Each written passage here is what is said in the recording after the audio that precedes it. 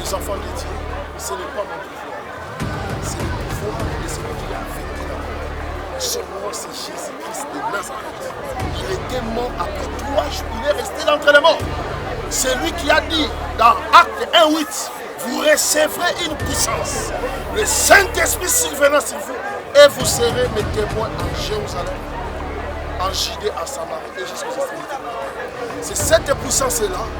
Comme j'écris à un Dieu vivant, j'avais la certitude qu'il va agir au-delà de l'entendement humain.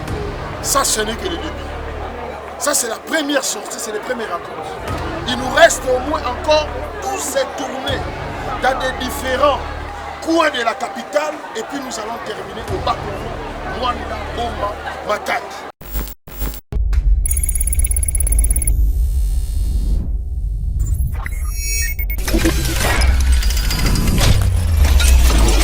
Mbote na balandi nyonso balandaka Yeba TV de partout dans le monde, bipai wapi vraiment bozwaka biso na kati ya masolo matali mboka Congo, République démocratique du Congo. Lelo otoye na église ya Dieu vivant, place vraiment mwana mboka. Le prophète Sikatenda a s'engagé à lobi a kosambela pour na mboka Congo, boyebi que maladie ya coronavirus et outi ko déranger vraiment population congolaise mbalebele yango mwana mboka lobi aye ko bondela lelo pour na ba maladie, aye ko bondela lelo pour na makambo ba tungisa vraiment mboka na biso ya République démocratique du Congo. Yango Yeba TV tant que lingaka ndenge to memela kabino toujours ba actualité ya mboka Congo toye awa pona kolakisa bino bilili ya mwana mboka o atelemi vraiment pona kotombola mboka République démocratique du Congo. Ensemble na Yeba TV tolanda ebongo tokutana na sima. Parce que tous ces guérisons, les miracles qui viennent de se passer dans les corps des enfants de Dieu, ce n'est pas mon pouvoir. C'est le pouvoir de celui qui a vaincu la mort. Son nom, c'est Jésus-Christ de Nazareth. Il était mort après 3 jours. Il est resté d'entre les morts. C'est lui qui a dit dans Acte 1:8, vous recevrez une puissance.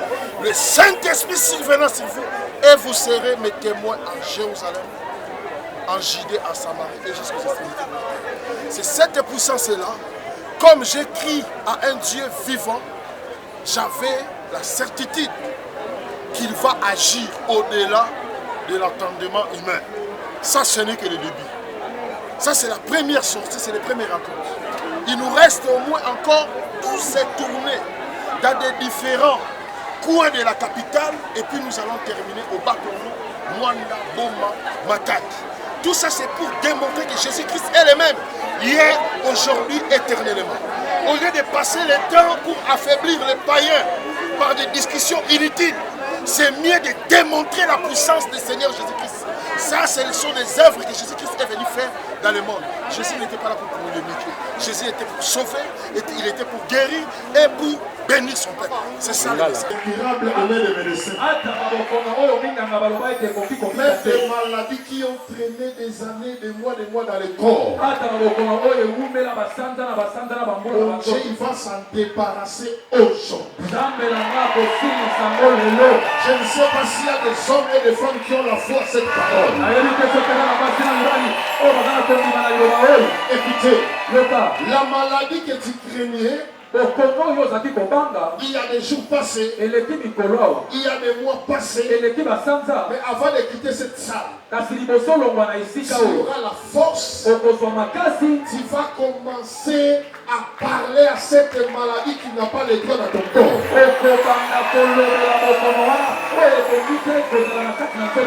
Est-ce que tu crois à cela? Ici, c'est Jésus qui est en train de dire. Dans le livre de Luc, chapitre 12, là où nous avons lu dans le verset 4. Mais si vous lisez le verset 1, la Bible dit, s'il s'est entrefait, les gens s'étant rassemblés parmi le milieu au point de s'écraser les uns les autres.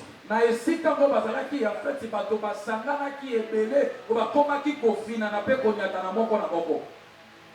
Jésus s'est mis à dire à ses disciples, Yesu akomi koloba na bayekoli na ye, avant tout gardez-vous du levain des pharisiens qui est hypocrite. ya liboso bomi batela nano na levire ya ba Yuda oyo ezali ya bokosi ya bilongi mibale. La Bible dit là où Christ Jésus était présent, les gens se rassemblaient au point de s'écraser les uns aux autres parce qu'il n'y avait pas l'endroit de mettre le pas ou le mettre la tête. Bibelo biete bisika Yesu azalaki bato basanganaki ebele batondaki meke kutu bakomaki koniata na moko po esika ekotia motuto lokolo ezalaki te. Mais une parole qui m'a touché, kasi liloba moko oyo esimbi ngai, qui a adressé à cette foule. Oyo epesami mpo na libota wana. Vous savez, partout où Jésus s'est dirigé, il y avait toujours la foule. Comme nous venons de le dire dans le verset 1 du chapitre 12. Oyebi bisika nyonso Yesu abandaki kotambola bato bazalaki kolanda kaka ebele lolenge touti koloba yango na molongo na liboso na mokambo ya zomi na mibale ya mokanda ya Luka. La foule de pécheurs, etuluku ya bato ya masumu, la foule de malades, etuluku ya babeli, la foule de fous, etuluku ya bato ya maboma, la foule de gens qui étaient retenus dans les différents problèmes. etuluku ya bato oyo bakangamaki na makambo ya ndenge na ndenge. Mais il dit une chose, une déclaration que j'ai beaucoup aimée. kasi alobi liloba moko nga na sepeli yango mingi. Jésus dit, Yesu alobi, vous qui êtes mes amis, bino bozali baninga na ngai, ne craignez pas ceux qui tuent le corps. bobanga te ba oyo babomaka kaka nzoto. Ne craignez pas ceux qui tuent le corps. Oyo. Kobanga te oyo ebomaka nzoto. Craignez celui, après avoir tué, a le pouvoir de jeter dans la gêne. kasi bobanga oyo sima ya koboma akoki mpe kobwaka na lifelo.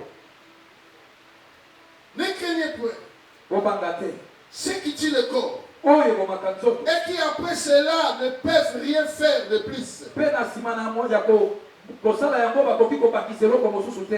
Je vous montrerai qui vous devez craindre. nakolakisa bino nani esengeli bino bobanga. Craignez celui qui, après avoir tué, bobanga nde ye oyo nsima koboma a le pouvoir de jeter dans la gêne. aza na bokonzi ya kobwaka na lifelo. Oui, je vous le dis.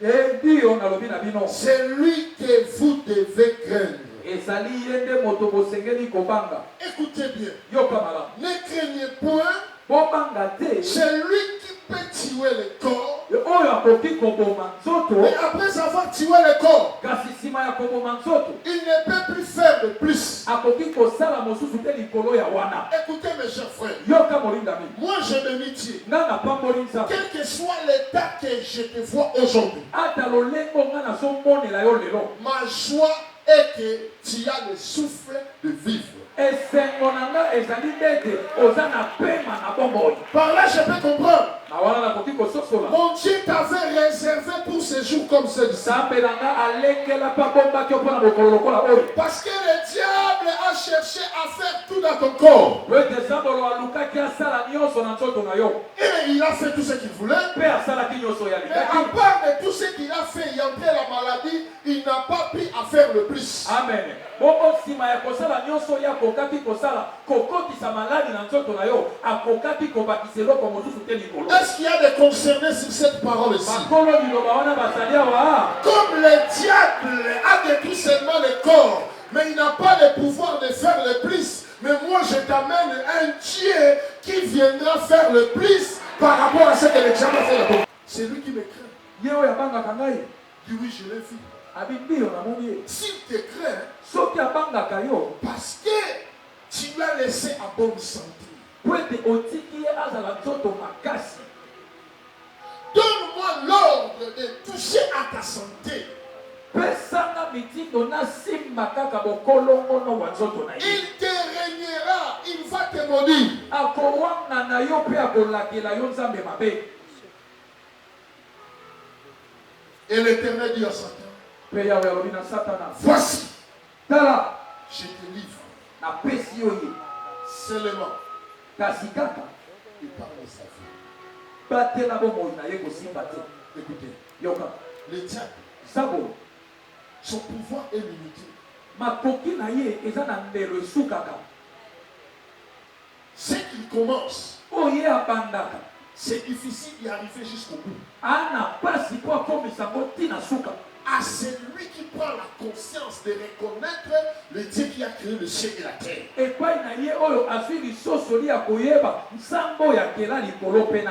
Le diable peut amener son processus à la fin à celui qui est distrait, qui ne reconnaît pas l'éternel Dieu qui a créé le ciel et la terre. Sabolo akoki kokomisa na suka likambo abandaki kaka epai na moto oyo azangi koyeba asaki diba poso sola nsambo ya kela likolo pena. Mais lorsque le diable commence quelque chose dans ta vie, dans ton corps, kasi tango sabolo abandi likambo moko na bomo na yo pena nzoto na yo, tu reviens à ton bon sens pour recourir à l'éternel. Sache que tous les processus que le diable avait commencé, l'éternel va l'arrêter. Amen. Il y a un processus que le diable a commencé dans ton corps. Mais je te dis aujourd'hui, Jésus-Christ, mon Dieu, va arrêter ça. Amen. Je n'entends pas ton amen. L'éternel dit à Satan, voici je te le livre. Seulement épargne Satan. C'est ce que Jésus a dit. Ne craignez point. C'est lui qui peut tuer seulement le corps. Mais après avoir tué le corps, il ne peut pas faire le plus. Parce que le plus, au-delà des souffrances, dans la vie d'une personne est réservée à l'éternel. Amen.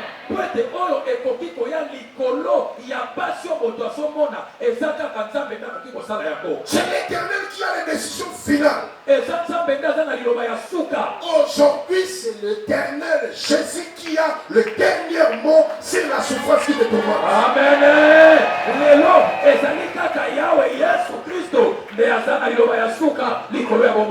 Job chapitre 2, verset 7, la Bible dit, et Satan se retira.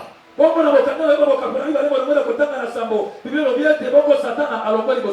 défend de la face de l'éternel. Puis il frappa Job d'un ulcère malin depuis la plante du pied jusqu'au sommet de la tête.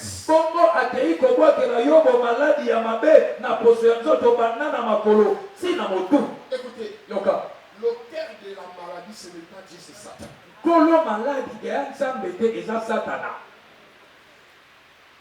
L'auteur de la maladie, c'est Satan.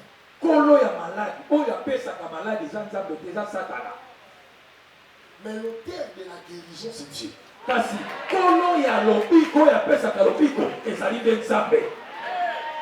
Voilà pourquoi le diable, il peut frapper de la maladie, il ne pourra pas faire plus.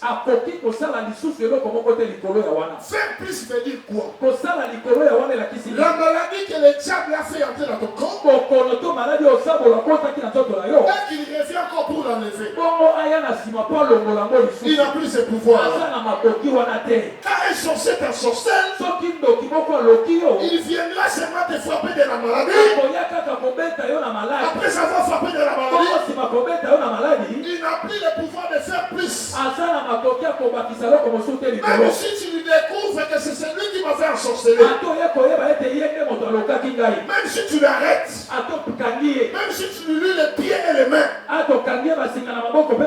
tu le frappes, il peut accepter que c'est moi le sorcier, c'est moi qui t'ai ensorcelé, mais demande de lui de faire maintenant le plus pour enlever la maladie.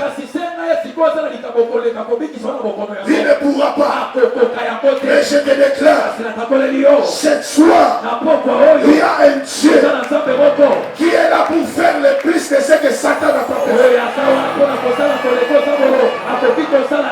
Est-ce que tu crois cela?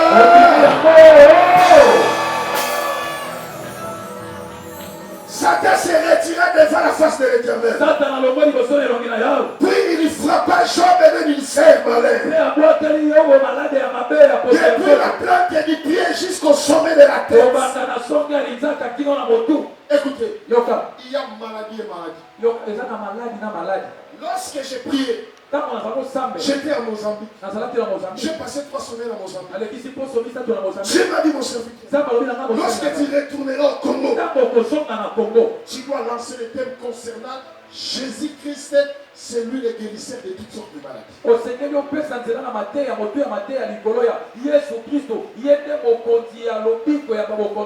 Parce que ça fait une année. Il y a une maladie corona qui a pris l'ampleur, qui a des succès plus que le Coca-Cola, qui a des succès plus que tous les noms. On fait que parler de cette maladie-là. Mon peuple, il commence à s'affaiblir. Il commence à désespérer.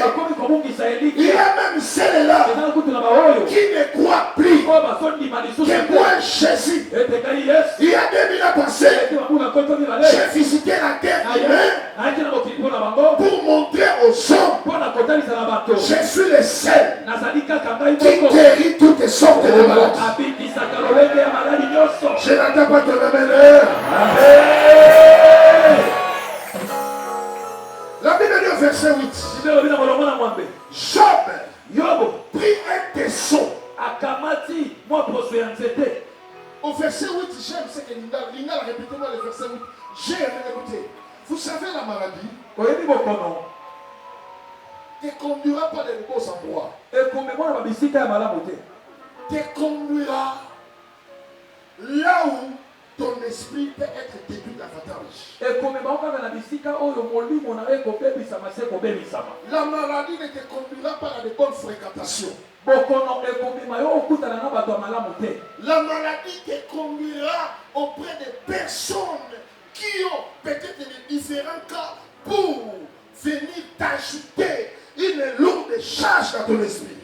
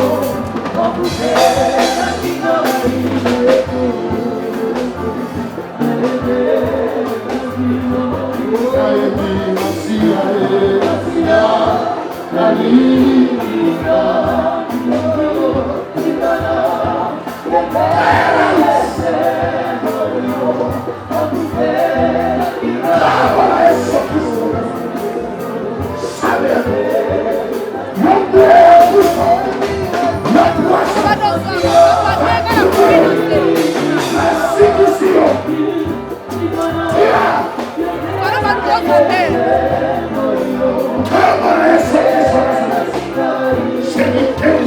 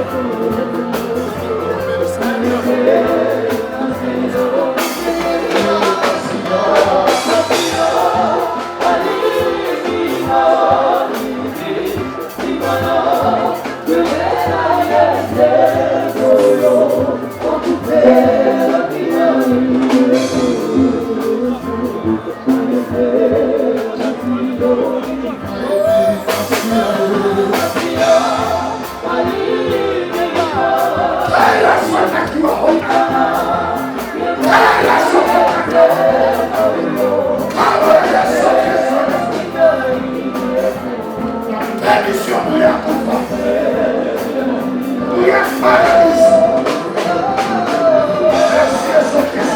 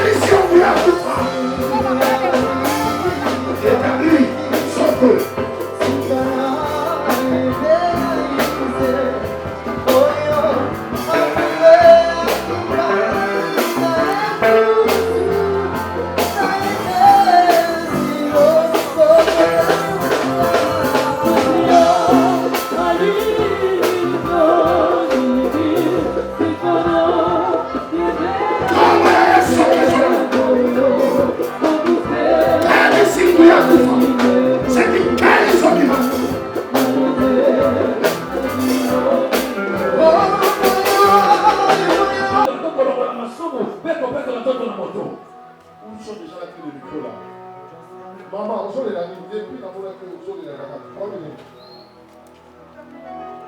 hein? Hein? C'est la seule fois. Et pendant que Gabriel, que nous sommes mariés, mère de 2 enfants, pendant que les gens qui me font passer, c'est que quand moi je n'avais plutôt, elle a mis des scales, tu veux que nous sommes tous, je n'ai marre, je suis passée, je suis là. Lelo! Aujourd'hui, Yesu nanga. Mon Jésus. Azozongisa mikuwa na yo nyonso ya sika. Il va rétablir toutes tes fautes. Nafelisha na mobete ya Yesu maboko. Nafelisha na mobete ya Yesu maboko. Est-ce que maboko zobete ya Yesu maboko?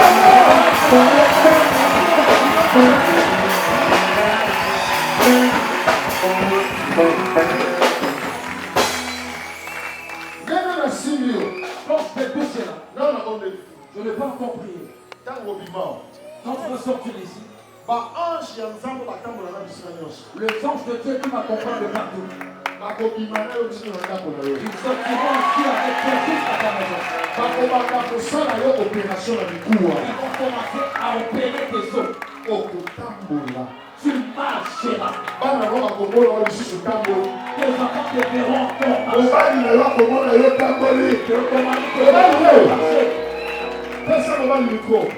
Papa, expliquez-le. Papa, explique-nous comment ça a été. Brusquement, moi, Sinangaï, ça fait déjà 6 ans. Cela a été brusquement, ça fait 6 ans. 6 ans à se retrouver à salir faux pas.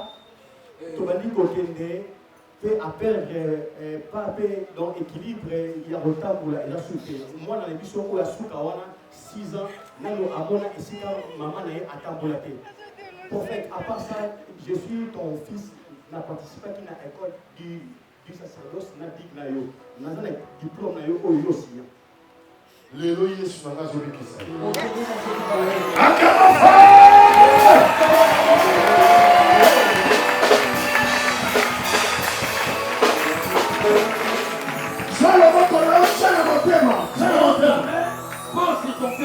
Même toi qui me suis partout dans le monde.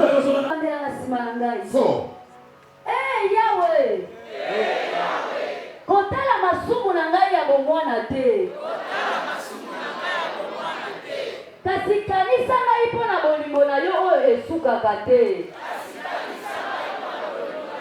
Encore. Eh Yahweh. Kotala masumu na ngai ya bomwana te. kasi kanisa ngai mpo na bolingo na yo oyo esukaka te. Je te parle comme prophète de l'Éternel. Si la maladie là qui a neutralisé ton corps aujourd'hui provient de l'aide au péché que tu as fait depuis ton enfance, aujourd'hui il y aura la miséricorde de Dieu au-dessus de toi.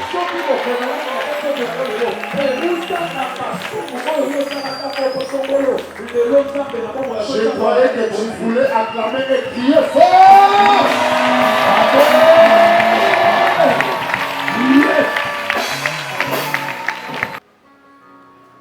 Quand le serpent a trompé Adam dans le jardin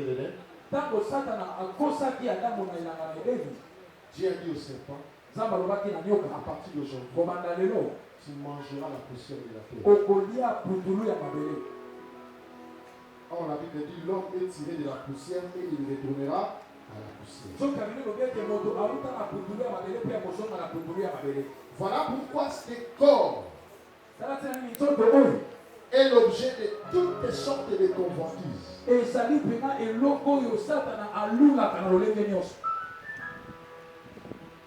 l'objet de toutes sortes de convoitises.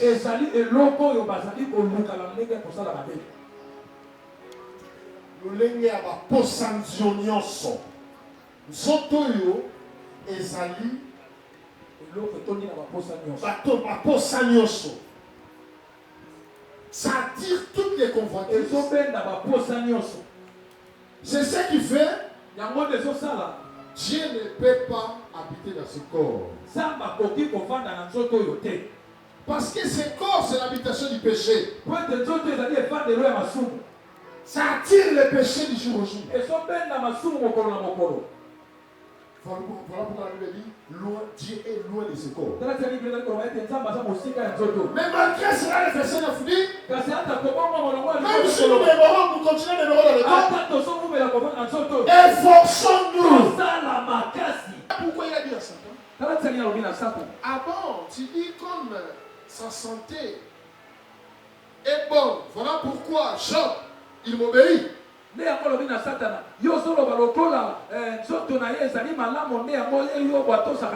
Tu permets que tu les touches, tu touches sa santé. Pas de problème. Touche ces santé-là. Pourquoi toucher la santé? Parce que Dieu, ce corps, ne lui intéresse pas. Ce corps, ce n'est pas son habitation. Dieu est loin de ce corps.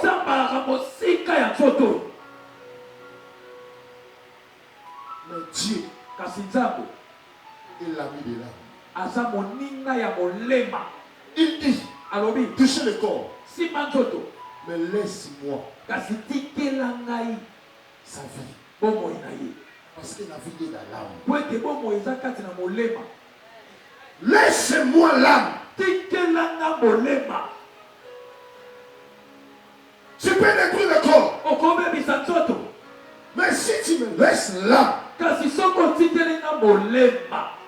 tu comprendras que tout ce que tu avais détruit dans le corps, ça ne servait à rien. Mais lorsque la maladie arrive, viendra pour te dégrader. C'est une puissance d'attraction qui attire en arrière.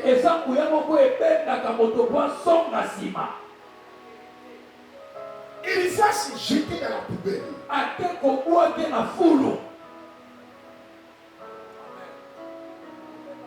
Imaginez. Voir tous ces saletés-là du jour au jour. Voilà lorsque la maladie arrive dans le corps d'une personne. La personne, il s'en fout même de la propriété. Il peut avoir un garde-robe rempli de habits. Mais lorsqu'il regarde son corps, qu'est-ce que je dois faire avec ça? Il peut rester avec le même habit 3 jours. D'autres, ils voient la santé en lui, mais lui-même ne voit pas cette santé. Parce que ça n'est pas plus de lui. Il n'a plus le choix. C'est la condition qui lui a mené dans cette Il peut rester dans les mêmes draps. Toi qui s'approche, tu peux sentir l'odeur. Mais lui-même, comme il est habitué avec cette odeur, il ne peut plus sentir l'odeur. C'est ça l'œuvre de Satan. Mais je te déclare, je lève le voix au prophète de l'Éternel. Mon Dieu va arrêter ce processus. Où sont déjà là qui le micro là? Maman, on est là, depuis dans mon accueil, on est là. Hein? Hein? C'est la 5 ans. Et pendant que Gabriel nous sommes mariés, mère de 2 enfants. Pendant que qui me font passer, c'est que quand moi je n'avais pas piqué, elle est discale, je vais que nous sommes je la marche, je suis là. Léno! Aujourd'hui, Yesu Nanga. Mon Jésus. Azozongisa mikuwa na yoko ya Il va déterminer toutes les choses. Nafelisha na mobete ya Yesu maboko. Nafelisha na mobete ya Yesu maboko. Aske maboko zobete ya Yesu maboko.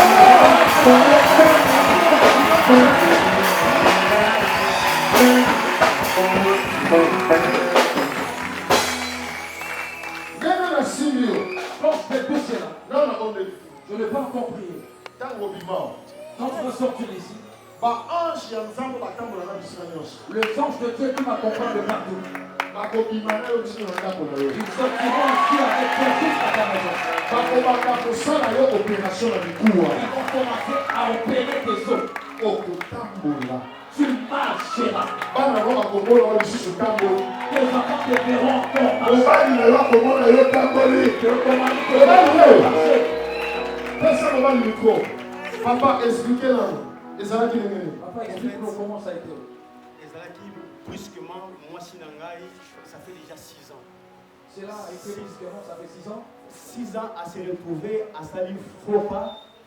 Tobani Kokende, fait à perdre, pas dans l'équilibre, il y a retard pour la soupe. Moi, dans l'émission, où la soupe a 6 ans, nous avons ici, maman n'a pas attendre la tête. Prophète, à part ça, je suis ton fils, n'a participé à l'école du sacerdoce, n'a dit que n'a pas diplôme, n'a pas aussi. Le Loi Yesu n'a pas joué qui ça.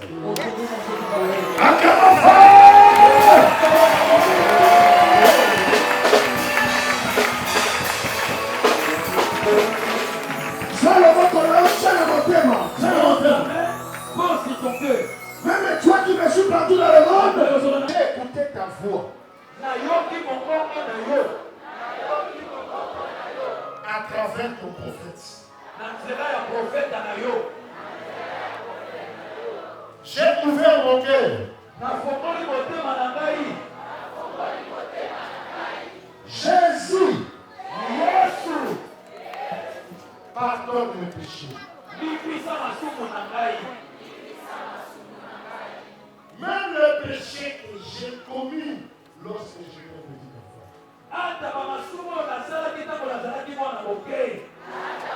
Dans mon corps, Jésus pardonne tous ses péchés.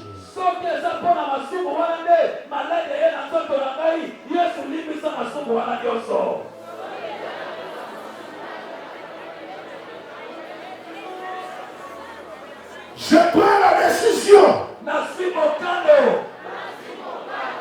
de me débarrasser, d'abandonner tous ces péchés. Jésus-Christ, ton sang me purifie